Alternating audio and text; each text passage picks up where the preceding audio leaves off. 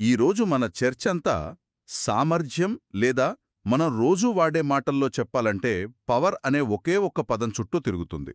అవును. అంటే మనం భౌతిక శాస్త్రానికి సంబంధించిన కొన్ని పత్రాలను పరిశీలిస్తున్నాం. హ్మ్. సాధారణంగా మనం బల్బులపై వాట్స్ అని లేదా కార్ల గురించి మాట్లాడేటప్పుడు హార్స్ పవర్ అని వింటుంటాం. కరెక్ట్. కానీ నిజానికి దాని అర్థమేంటి? ఒక వస్తువును పైకి లేపడానికి, ఒక కారు ముందుకు వెళ్ళడానికి, చివరికి మనం నడవడానికి కూడా ఈ సామర్థ్యానికి సంబంధం ఉంది కదా. సరిగ్గా చెప్పారు. సామర్థ్యమనేది కేవలం ఒక సంఖ్య కాదు. అది శక్తికి, పనికి, అన్నింటికన్నా ముఖ్యంగా కాలానికి మధ్య ఉన్న సంబంధాన్ని తెలియజేస్తుంది. కాలానికి ఆసక్తికరంగా ఉంది. అవును. ఈరోజు మనం ఈ భావనను కొంచెం లోతుగా అర్థం చేసుకోవడానికి ప్రయత్నిద్దాం. సింపుల్గా చెప్పాలంటే పని ఎంత వేగంగా జరుగుతోందో చెప్పే కొలమానమే ఈ సామర్థ్యం. అయితే అక్కడి నుండే మొదలు పెడదాం. అసలు ఈ సామర్థ్యం యొక్క ప్రాథమిక నిర్వచనం ఏమిటి? దాన్నెలా కొలుస్తారు? ముందుగా ఈ పత్రాల ప్రకారం చూస్తే పనిచేయడం యొక్క రేటు అనుంది. అంటే ఏమిటిది? The rate of doing work. ఇక్కడే ఆసక్తికరమైన విషయమేంటంటే ఎంత పని చేశామనేది కాదు, ఎంత వేగంగా చేశామనేది ముఖ్యం. ఓకే. ఒక ఉదాహరణ తీసుకుందాం. ఒక బరువైన వస్తువును ఒక అంతస్తు పైకి తీసుకెళ్లాలి. ఒక వ్యక్తి ఆ పనిని ఒక నిమిషంలో చేశాడు. సరే. మరో వ్యక్తి అదే పనిని, అదే బరువు, అదే అంతస్తు కేవలం 30 సెకండ్లలోనే పూర్తి చేశాడు. ఓ, అంటే సగం టైంలోనే. అవును. అప్పుడు రెండో వ్యక్తి ఎక్కువ సామర్థ్యాన్ని ఉపయోగించినట్లు. ఇద్దరూ చేసింది ఒకే పనైనా సరే. ఒక్క నిమిషం. అంటే తక్కువ సమయంలో ఎక్కువ పని చేయగలగడం. దీనికొక సూత్రం లాంటిదేమైనా ఉందా? ఉంది. ప్రాథమిక సూత్రం P=W/T. P=W/T. అవును. ఇక్కడ P అంటే సామర్థ్యం, పవర్, W అంటే చేసిన పని, వర్క్, మరియు T అంటే పట్టిన కాలం, టైం. వీటికి మధ్య తేడా ఏమిటి? మంచి ప్రశ్న. రెండూ సామర్థ్యాన్ని కొలిచేవే. అంతర్జాతీయ ప్రామాణిక unit what, W. James what గౌరవార్థం ఈ పేరు పెట్టారు. ఆవిరి యంత్రం కనిపెట్టిన ఆయన పేరు మీద. అవును. ఒక వాట్ అంటే సెకనుకు ఒక జౌల్ పని జరగడం. హార్స్ పవర్ అంటే హెచ్పి అనేది కొంచెం పాత, సాంప్రదాయ యూనిట్. ముఖ్యంగా ఇంజిన్ల సామర్థ్యాన్ని చెప్పడానికి వాడతారు. మరి ఒక హార్స్ పవర్ అంటే ఎన్ని వాట్స్? ఒక హార్స్ పవర్ సుమారుగా 746 వాట్లకు సమానం. 746. ఓకే, చాలా ఎక్కువ. ఇక్కడే అసలు ఆసక్తికరమైన విషయం మొదలవుతుంది. ఈ సామర్థ్యం అనే భావన యాంత్రిక అంటే మెకానికల్ సిస్టమ్స్లో, ఇంకా విద్యుత్ అంటే ఎలక్ట్రికల్ సిస్టమ్స్లో ఎలా పనిచేస్తుంది? యాంత్రిక వ్యవస్థలలో సామర్థ్యం అనేది బలం అంటే ఫోర్స్ మరియు వేగం వెలాసిటీ మీద ఆధారపడి ఉంటుంది. బలం మరియు వేగం. అవును. దాని సూత్రం P=F×V. అంటే ఒక కారు ఇంజిన్ ఎక్కువ సామర్థ్యం కలిగి ఉంటే అది ఎక్కువ వేగాన్ని అందుకోగలదు.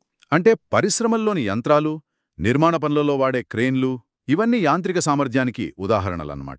చివరికి క్రీడాకారులు శారీరక పనితీరు కూడా. నిజమే.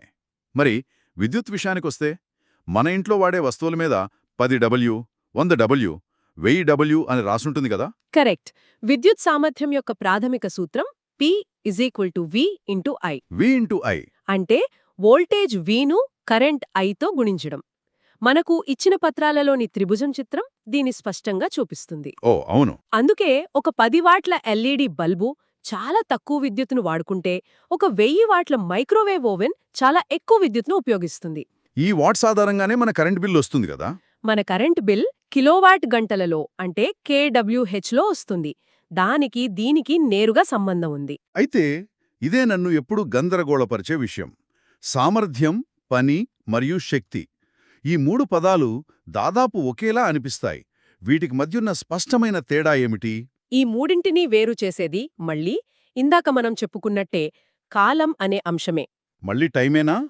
అవును. దీన్ని ఇలా అర్థం చేసుకుందాం.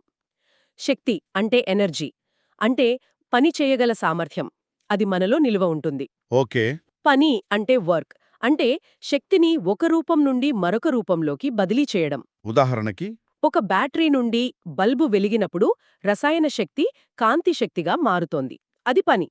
సరే. ఇక సామర్థ్యం. సామర్థ్యం అంటే పవర్, ఆ పని ఎంత ఫాస్ట్గా జరుగుతోందో చెప్పే కొలమానం. అందుకే E is P into T అనే సూత్రం ఉంది. E equals P into T. ఓ, శక్తి అనేది సామర్థ్యం మరియు కాలం యొక్క లబ్ధం. సరిగ్గా పట్టుకున్నారు. అంటే ఒక నిమిషం, ఒక 100 వాట్ల బల్బును నేను ఒక గంటపాటు వెలిగిస్తే అది 100 వాట్ గంటల శక్తిని వాడుకుంటుంది. అవును. అదే బల్బును 10 గంటల పాటు వెలిగిస్తే 1000 వాట్ గంటలు, అంటే 1 కిలో వాట్ గంట, 1 కిలో వాట్ అవర్. మన కరెంట్ బిల్లులో కనిపించే యూనిట్ ఇదేనా? ఖచ్చితంగా. మీ కరెంట్ బిల్లు మీ ఇంట్లోని ఉపకరణాల సామర్థ్యం మీద కాదు, అవి ఎంత శక్తిని వాడాయో దాని మీద ఆధారపడి ఉంటుంది. అంటే ఎంత వాట్స్ ఉన్న పరికరాన్ని ఎన్ని గంటలు వాడారు అనే దానిమీద. వావ్! ఇప్పుడు పూర్తిగా అర్థమైంది. సరే, ఈ సూత్రాల ప్రపంచం నుండి బయటకొచ్చి నిజ జీవితంలోకి వెళ్దాం. కొన్ని ఉదాహరణలు చూద్దాం. తప్పకుండా. మన ఇంట్లో నుండే మొదలు పెడదాం. ఒక సాధారణ ఎల్ఈడి బల్బు సుమారు 10 వాట్లుంటుంది. Okay, 10 watts. మరి ఒక మైక్రోవేవ్ ఓవెన్? అది సుమారు 1000 వాట్లు. ఏంటి, 1000? అంటే ఎల్ఈడి బల్బు కంటే 100 రెట్లు ఎక్కువ పవరా? అవును, 100 రెట్లు ఎక్కువ. అందుకే మైక్రోవేవ్లో నిమిషాల్లో వేడెక్కుతుంది. ఇక ఇంట్లో అందరికన్నా ఎక్కువ పవర్ వాడేది ఎయిర్ కండిషనర్. ఆ అది సుమారు 1500 వాట్లు లేదా అంతకన్నా ఎక్కువ కూడా ఉండొచ్చు. వామ్మో, 1500 వాట్స్. సరే, వాహనాల సంగతేంటి? ఒక స్కూటర్కి ఒక కారుకి ఎంత తేడా ఉంటుంది? చాలా తేడా ఉంటుంది. ఒక స్కూటర్ ఇంజిన్ సుమారుగా 5 నుండి 10 హార్స్ పవర్ ఉంటుంది. 5-10 హెచ్పి. ఒక చిన్న కారైతే 80 నుండి 120 హార్స్ పవర్. ఒక పెద్ద ట్రక్ అయితే 200 నుండి 400 హార్స్ పవర్ వరకు ఉంటుంది. ఓకే, ఈ నంబర్స్ చాలా పెద్దవి. మరి అత్యంత ఆశ్చర్యకరమైన విషయం, మానవ కార్యకలాపాలు.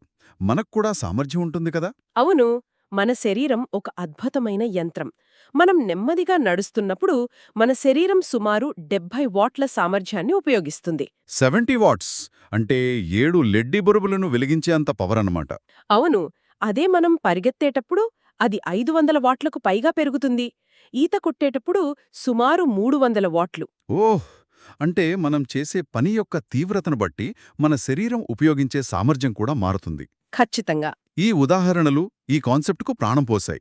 సరే, ఈరోజు చర్చ నుండి మనం గ్రహించాల్సింది ఏమిటంటే, సామర్థ్యం అనేది పని ఎంత వేగంగా చేయబడుతుందో చెప్పే ఒక ముఖ్యమైన కొలమానం. అవును. అది మన ఇంట్లోని బల్బు నుండి మొదలుకొని రోడ్డు మీద నడిచే వాహనాల వరకు, చివరికి మన శారీరక శ్రమ వరకు ప్రతిచోటా కీలక పాత్ర పోషిస్తుంది. నిజమే. వాట్స్ మరియు హార్స్ పవర్ అనేవి దానిని కొలిచే ప్రమాణాలు. మరియు ఇది శక్తి, పని, కాలం అనే 3 అంశాలను కలుపుతుంది. ఈ చర్చ ఒక ముఖ్యమైన ప్రశ్నను లేవనెత్తుతుంది. మనం పరిశీలిస్తున్న ఈ పత్రాలు పునరుత్పాదక శక్తి వనరుల గురించి కూడా ప్రస్తావించాయి. Solar ప్యానెల్లు, wind టర్బైన్లు. అవును, వాటి గురించి కూడా ఉంది. ఈ సాంకేతికతలలో సామర్థ్యం చాలా కీలకం. అయితే అసమైన సవాలు కేవలం శక్తిని ఉత్పత్తి చేయడమే కాదు. దానిని సమర్థవంతంగా మార్చడం, పవర్ కన్వర్షన్. కరెక్ట్. ఇంకా నిల్వ చేయడం, అంటే స్టోరేజ్. భవిష్యత్తులో సుస్థిరమైన ప్రపంచాన్ని నిర్మించడానికి మనం శక్తిని మరింత సమర్థవంతంగా ఎలా ఉపయోగించుకోవచ్చు? మరియు ఎలా నిల్వ చేయవచ్చు అనేదే ఆలోచించాల్సిన విషయం. అవును, ఈ చర్చ మనల్ని ఒక ముఖ్యమైన ఆలోచన దగ్గర వదిలేస్తోంది. మనం ఇందాకటి నుండి శక్తిని ఉత్పత్తి చేయడం, వాడటం గురించి వాట్స్, హార్స్ పవర్లో మాట్లాడుకున్నాం కదా? అవును. బహుశా భవిష్యత్తులో అత్యంత ముఖ్యమైన పవర్ కొలమానం మనం ఎంత ఉత్పత్తి చేశామన్నది కాకపోవచ్చు. మరి ఏంటది? బదులుగా మనం ఎంత ఆదా చేశామన్నది కావచ్చు. నెగవాట్ అనే ఒక భావన ఉంది. నెగవాట్ అంటే నెగటివ్ వాట్. ఒక రకంగా అంతే. అంటే సామర్థ్యం పెంచడం వల్ల మనం వాడకుండా ఆదా చేసిన వాట్. బహుశా ఈ నెగవాట్ భవిష్యత్తులో అన్నింటికన్నా కీలకమైన యూనిట్ అవుతుందేమో. ఈ చర్చ వింటున్న వారికి ఒక ప్రశ్న. మీ దైనందిన జీవితంలో ఈ నెగవాట్స్ ఎక్కడెక్కడ దాగి ఉన్నాయి?